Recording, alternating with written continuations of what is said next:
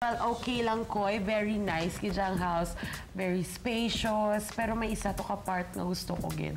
Ang hallway na balian mo na ng ilang mga bedroom dira. Galing kay sa hallway nga na. Isa lang ka floor, second floor na. Wala, isa lang ka floor. Oo. Bali do bungalow type pero lapad-lapad. Ang sa hall nga na ara na daw mga pictures ang isa-isa gid kada bata. So gin-isa-isa gid sa akon like ang mga Shani amo na ni siya subo. Yes, the family tree. Kag ang names ha, ang root niya is Neil Gidetanas. Nilet, Nilex, Nilito. Ay, Nilita. kung ikaw wala pa bata, ma-inspire ka sa ila. So, amo itong pinaka namin. One last question nga, man ko na muna. Nga man na may root, may aragid, touch. Siyempre para sa iya, pinalangga, gid sila tanan nga kabataan. It's to him nga ihatag ang ngalan niya sa para mga children. madala sa mga bata. Yung Oo. Okay.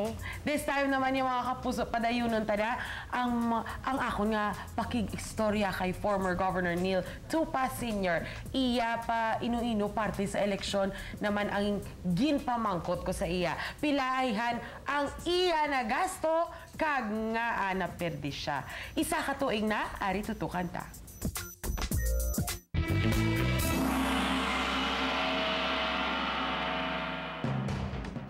Gobsang 2010 elections, nagpadalagan ka bilang congressman sa 4th District. Ano nagtulod sa imo para magpadlagan? Para i-challenge lang gid bala si Beron or nagapati ka lang gid siya nga madaog ka gid ya? Gusto na, kay man tapos na ako. 3 ka term as governor. Yes. Oo. Bala mo, ang kapagsiko na ako sa politika.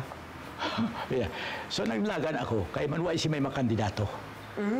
Wala may mabato. Wala. So ang partido, may kinanglan may kandidato. Kag nagapati ako, nga may padaog ako, kay ang 4 distrito, ang nang pinakadako kong abansi. Sang gobernador ako. Kay pati sinaana, isang distrito ko, sang assemblyman pa ako. Oh. So amo na nga taas gito yung perming imo nga. Yeah, dako na. Pero, tapos ng eleksyon, history will tell us nga mo ito na piyadi ako sa 4 distrito. So, pos nga gilasarigan ko na. Ang isa sinaiting pigado ang tao sa tiyempo nga to. Kay 8 ka bulan, wala sing ulan. So wala sila ani. Wala ani. So, vulnerable ang tao. Bisan 50 pesos tagaan lang amo ni. Kay ang sa pangunta ko, ang iya mananang asset amo na managtag sa envelope sa kada tao. So naperdi kaya tungod damo gid iya gi panghatag ang isa gid na nga importante. Kagati mga pamatsyag mo gov pila gid ang ginggastuya.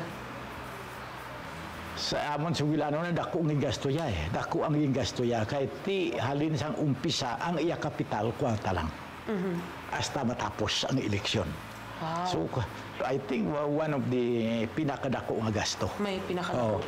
Di ang akon iya nagapati ako ang tao nga bululigan nga may kabalaslan. Nga agov, ikaw yagov, mga pilagid imo nga budget sa pag-eleksyon. Pag-eleksyon tong budget kung ato supposed to be kinahanglan may fight ka nga congressman mga 10M ang gastohon.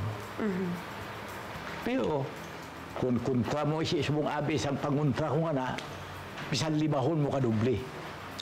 Hindi ka makasama. Grabe, gid ka. Kaya ang iyas na iya kapital amo lang na. Gov, ano ang gintudlo sa imo sa nagligad ni eleksyon? Ang leksyon ko nakuha mo ini, kung gutom ang tao, hindi mo na makonbinsya. Bisan anuhon pa kung gutom. Malimtan nila ang mga kabalaslan, malimtan nila ang pagbulig mo. Amo nang leksyon na nakuha ko. So, amo nang ako niya politika. Kaya siling ko ang away ni hindi personal.